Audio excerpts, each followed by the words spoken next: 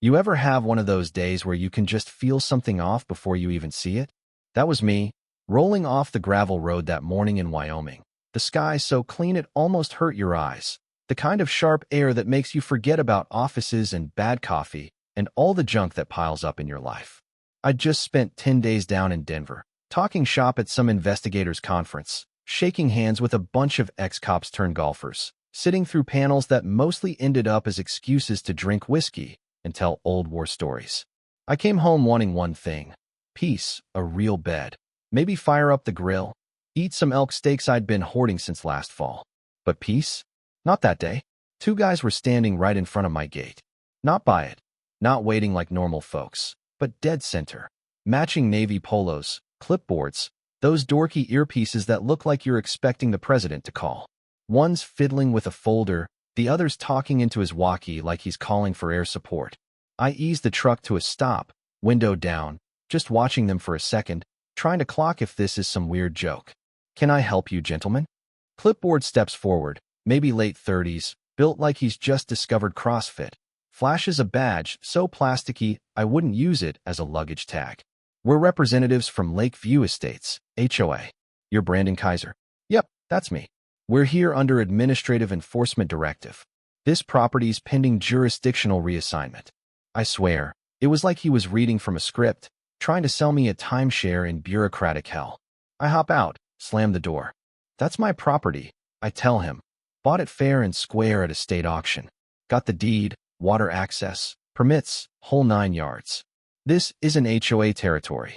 Clipboard just smiles, slow and smug, like I'm trying to explain algebra to a goldfish. "That's under review."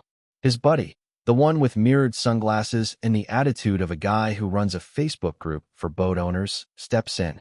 "We'll need keys to the main house, guest house, utility room, and the stables." Now I laugh.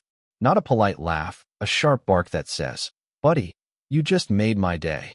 You really think you can just show up, drop some bureaucratic word salad, and I'm going to hand over keys to my own ranch?"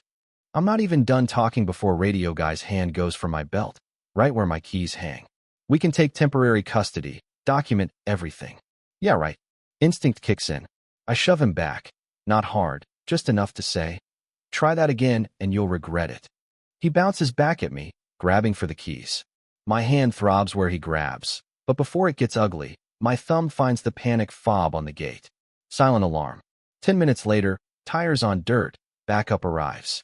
First is Kevin, my part-time security guy, ex-sheriff's deputy, full-time poker hustler. Jonah rolls up after, quiet cowboy type. And then Vince, my tech guy who probably has more drone footage of this ranch than the federal government. Now it's 3 of us versus 2 HOA wannabes, and the math is on our side. Kevin flashes his badge. "These men trespassing?" I nod. "Tried to grab my keys, said they're taking my land." Kevin just looks at them, stone cold. "You boys know what criminal trespass is." Radio guy starts to stammer. 5 minutes later, a county patrol shows up. Turns out HOA already called them, hoping to flip the script. Officer looks young, nervous. He takes one look at my stack of deeds and contracts, then asks the HOA for theirs.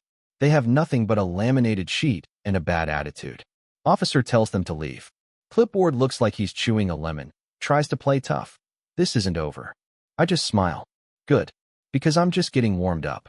But man, that was just the opening round. 2 days later, the sheriff himself is back, but this time, he's carrying a manila envelope. District Court, Teton County, official as it gets. Inside, a lawsuit. Lakeview Estates, HOA versus Brandon Kaiser.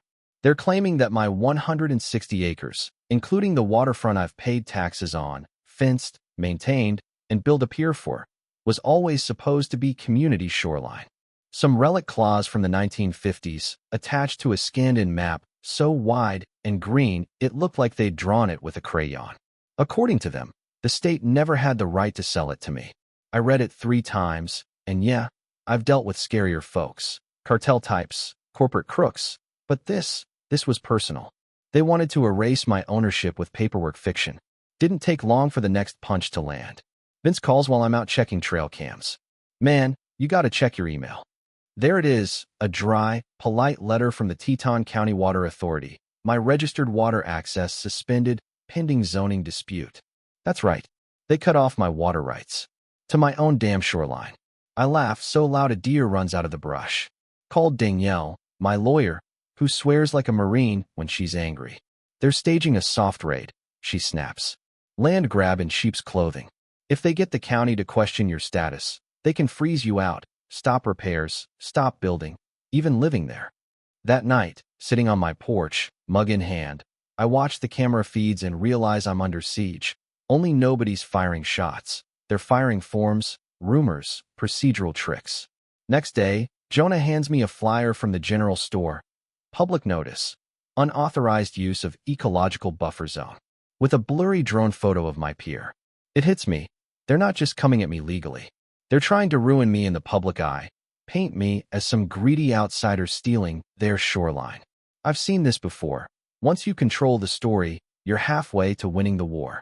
48 hours later, phone rings. Unknown number, Jackson Hole area code. Mr. Kaiser, my name is Michael Stanford, attorney for Lakeview Estates HOA.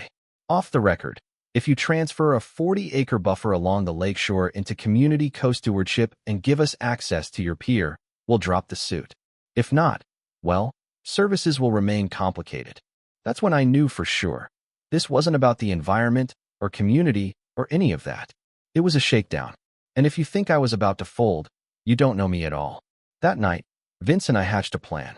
Craigslist ad, burner email, luxury shorefront access coming soon, early leasing for mooring spots, HOA preferred.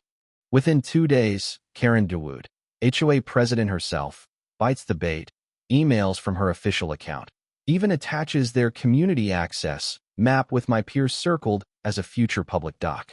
I nearly spit my coffee. Exhibit A for my lawyer, but Karen wasn't done. 3 days later, I get a letter from the Department of Environmental Quality, complaint about potential amphibian habitat disruption, soft-shell turtles supposedly at risk. Listen, I've lived here long enough to know there's not a single soft-shell turtle for 50 miles. Lakes freeze half the year. Coyotes eat anything slower than a squirrel. Danielle is howling with laughter, but it's no joke. The DQ can freeze all repairs and upgrades while they investigate. So I call in Alex, a field biologist and old friend. He shows up with 2 interns, spends a weekend camped out, running samples, checking wetlands. Verdict? Bran, there's no turtles here. Never were. That complaint, total fiction, based on a study published in a HOA newsletter written by someone who doesn't even exist. Now I have everything. A fake environmental report, phony map, fraudulent HOA documents, Karen's own emails. Danielle's on the phone 5 minutes later. We're not just defending, we're going on the attack. We dig deep. Vince overlays drone footage with county zoning maps, proves my property was never in HOA territory.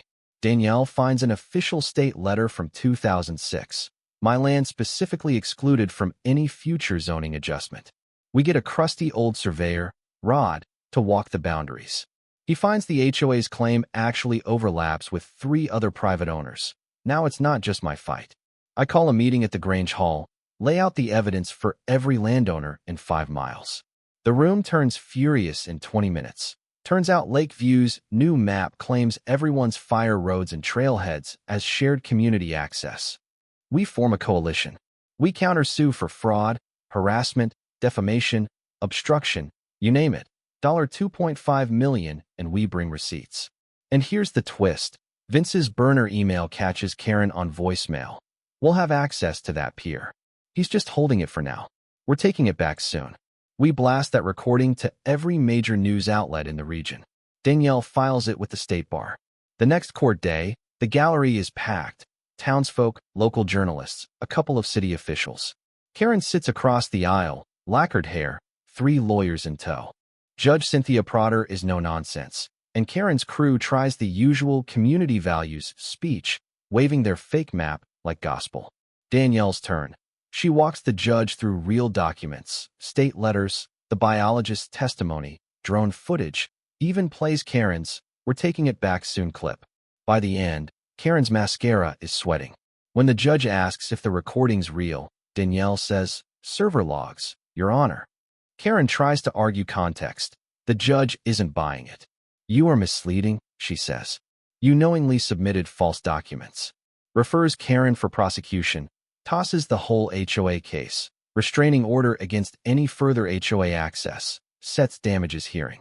But it gets better. Before we can pack up, the DA's office walks in and arrests Karen right there for land fraud, conspiracy, and falsifying reports. The gallery doesn't cheer, but the silence says it all. Sometimes justice is quieter than revenge. The next week, the ranch feels different, lighter, almost like the land itself exhaled. Judge Prater pushes restitution, freezes Karen's assets, suspends the HOA board. They send a letter apologizing for oversteps, but Danielle tells them to stay the hell away from my land. Vince celebrates with a new surveillance system. Jonah brings over steaks. The neighbors drop off thank you baskets. We throw a barbecue. Biggest damn party the ranch has seen. Everyone holding up solo cups while Vince flies a drone for a panoramic shot by the pier. That night, I bold a sign to the gate. Private land. No HOA authority beyond this point. Trespassers will be sued. Danielle laughs so hard she nearly drops her wine. And the final nail? Karen gets indicted, 10 felony counts, takes a plea, for years minimum. Her lawyer, disbarred. Lakeview forced to rewrite every bylaw. I didn't just keep my land. I made damn sure they'd never touch it again. A few months later, with the lake frozen and the trees buried in honest Wyoming snow, peace settles in. Not the kind handed to you, but the kind you earn, inch by stubborn inch. I get a letter from Karen, handwritten. You were right. I got greedy. Not sorry for trying, just for losing so badly. No return address. I toss it in the wood stove, watch it burn. Sometime after the thaw, new HOA folks show up, city shoes muddy, hands full of pastries. They don't want control, they want advice. We're hoping to build something that respects boundaries. I pour coffee, tell them. Start by learning what private means. They nod, leave quietly. Later, the old sheriff tells me my case started a wave. Other property owners sued, counties rewrote the rules, and suddenly one little ranch has more impact than a decade of meetings. 1 year to the day, Kevin and I grill ribs by the pier, sign at the gate still there, only now with a plaque, dedicated to every damn inch they tried to steal. Before sunset, Vince sets off red, white, and blue drones while Johnny Cash booms across the lake. I lean back, drink in hand, finally relaxed. Because out here, there's no HOA. Just sky, water, and every last thing I fought for. And you? Yeah, you listening, what would you have done? Where do you stand when someone comes for what's yours? Tell me down below, because out here, the fight never really ends, and I want to hear where you draw your line.